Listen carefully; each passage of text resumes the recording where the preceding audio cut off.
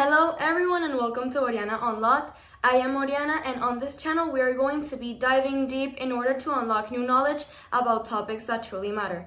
And today is not the exception because we are not only going to be unlocking a new interview, but we're going to be unlocking a new world, which is the world of sound. Our guest today is quite literally a powerhouse. She is a Venezuelan sound engineer who took her talent from Caracas to Paris and eventually to the most important film award stages in the world and to millions of cinemas globally. She most notably worked on the movie The Sound of Metal as part of the Oscar-winning sound crew and showed the world a new side and a new experience related to sound, which is the sound that comes with silence. So please join me in welcoming the incredible Miss Carolina Santana. Miss Carolina Santana, thank you for being here with us today, and it is an honor to have you here in Oriana Unlock. Odie is it's a pleasure, really. I'm so happy to be here and to discuss about my passion, which is my profession. So thank you for So, that. no, thank you. In order or for our audience to get more familiar with what your career is about and your story, could you please explain to us what sound engineering is and what does it consist of? Of course, yes.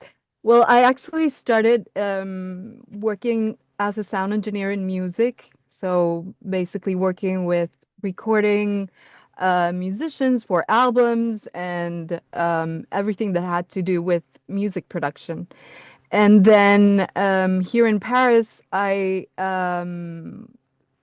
started working with a sound engineer that worked in film scoring, and so recording and mixing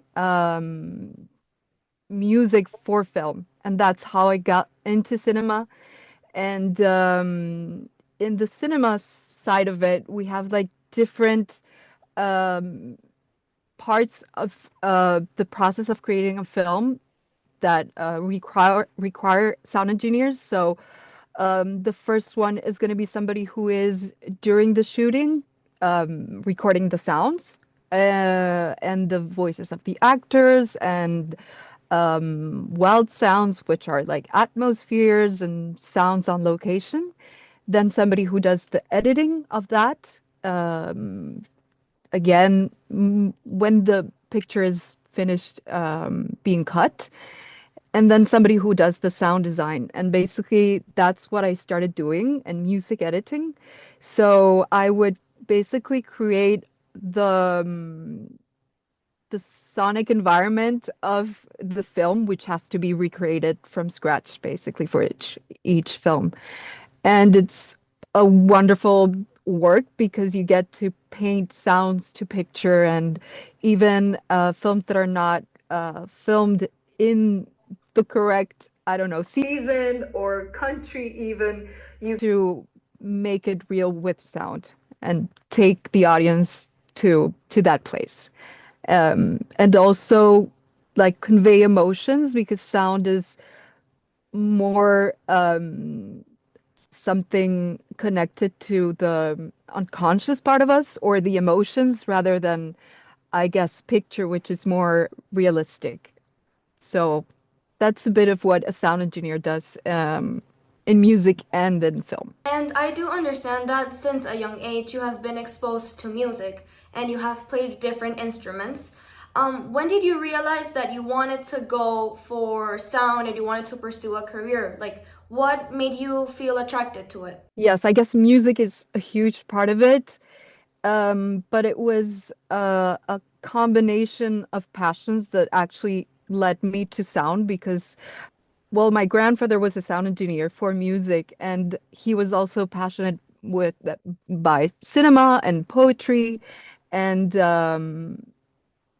I guess different types of art, photography also, and a sound engineer is also somebody who listens a lot, I guess, and is there to um, connect with other people, with musicians, and guess that was what um, basically combined all of the passions that I had.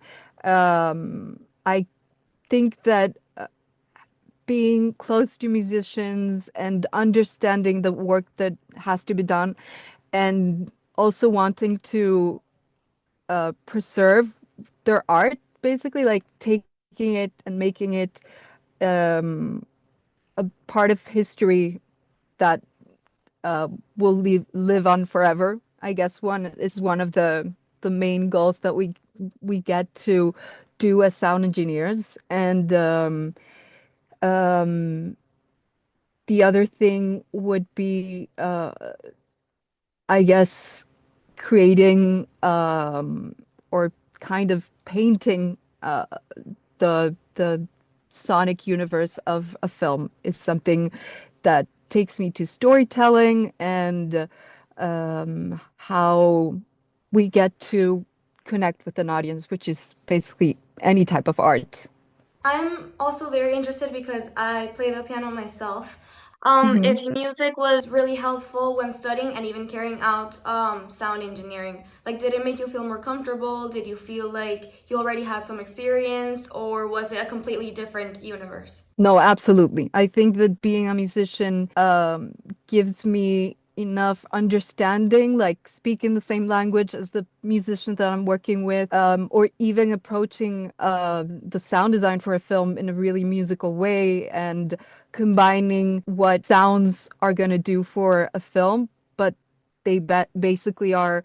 Um, Doing it hand by hand with music. So it kind of overlaps with the musical part of any film. And it's something that is still in my day-to-day life. I keep on playing, keep on making music, and even composing some musical elements in films, or like I got to do in Sound of Metal, where I actually worked on the scoring of the film as well. Now we're going to start. Thank you for mentioning. We're going to start diving into the world of the Sound of Metal.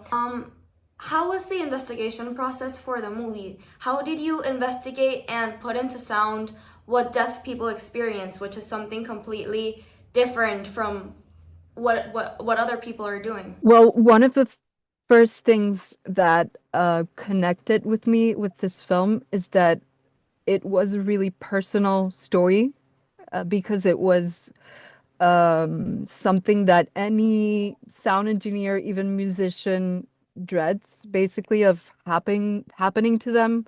I actually also played drums, so it was a story that literally connected with my personal life and also opened uh, a world to me because I didn't know as much about the deaf community, and I got to talk to them and understand what sign language was and how basically um, communicating was in such a wonderful way, even more close enough to other people. I don't know how to say it, but um, they were so focused and locked in a conversation because you have to look at the person in the eyes, because you have to convey emotions 100 times more when you are signing than when you're actually talking, basically. And so yeah, going to that understanding of um, how do you communicate without sound, basically, and with your hands and with your facial expression.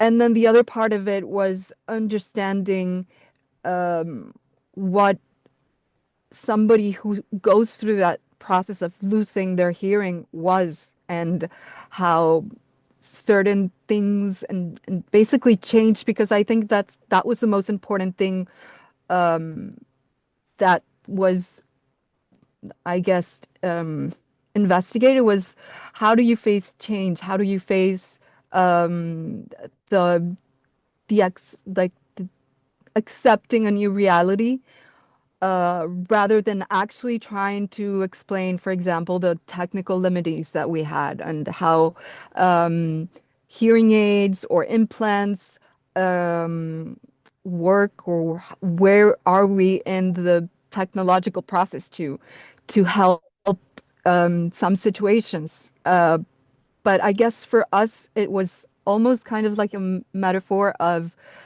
the rupture or the harshness of having to adapt to different way of living, basically, because even in the history, like the whole arc of what Ruben, the main character, had to go with it through, it was accepting and being in peace with this new way of living and embracing it, basically. And all the people that worked on the film, it was hard for us because we had also to go through that process and imagine ourselves losing our hearing and how the world would look like, or how our day to day would change because of it. Something that I also find really interesting about the sound of metal is that sound is felt as an emotion by many of the viewers. So, how did you manage to turn something as technical and scientific as sound, for example, for people that are not musicians, into something that could resonate and could be felt as an emotion by millions of people worldwide? Well, I guess that it's a little bit of what we have been talking. I had to go through that process. I think music is the same way. Usually, musicians write about their own experience and what they're going through and how that feels inside. And sound is completely connected to that. And we are really sonic beings.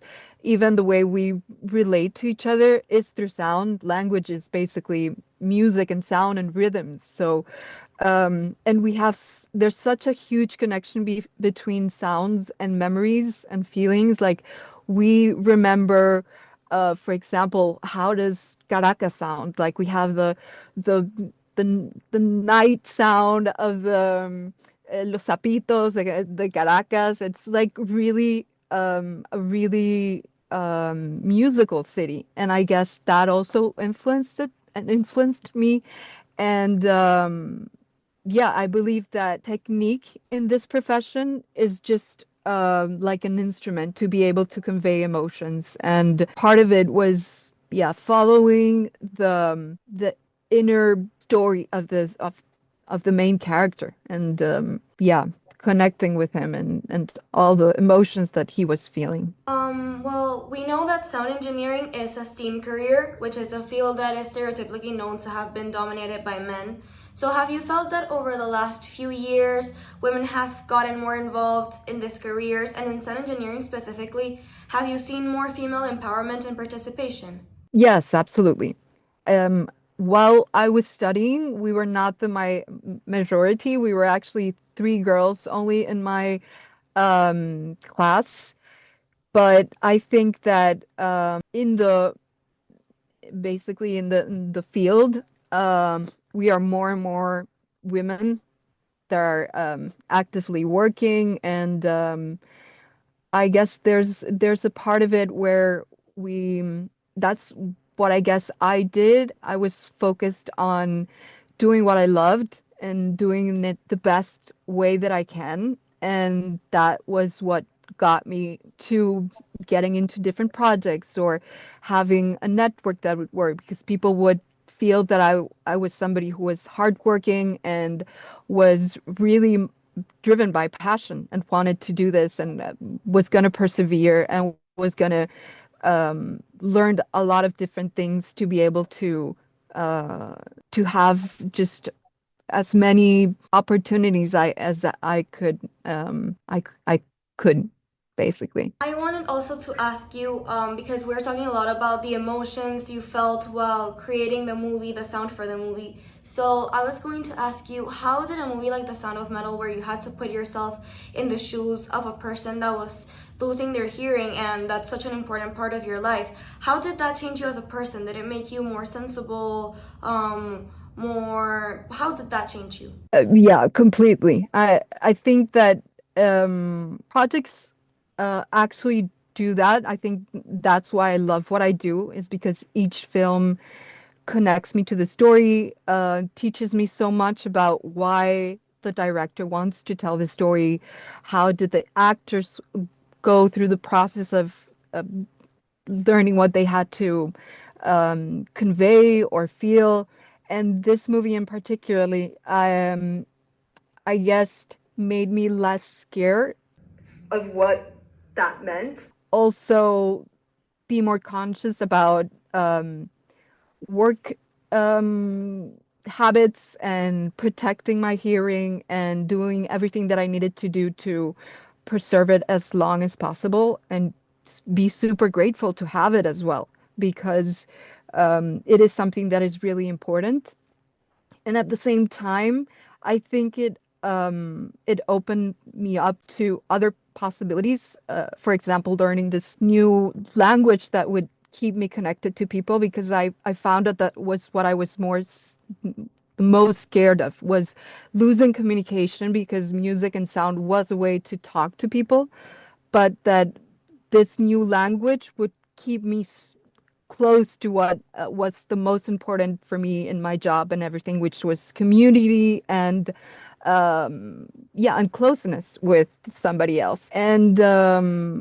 And also seeing so many people that, especially one of the people who collaborated with us in the music part, which is Evelyn Glennie, who is a world-known percussionist who started losing her hearing really early on, and that didn't stop her to be a percussionist and be one of the first who got into the London Academy of Music and continued doing what she loved. So I guess it was a really inspiring story and positive outcome that 2 years that I worked on the film gave me. So, and I guess if you go and see a movie or work on a film that changes you and you are different or learned something after you saw it or you worked on it, that's the most rewarding feeling of all. Maria Carolina, I have seen that you have worked on various cinematographic projects after The Sound of Metal.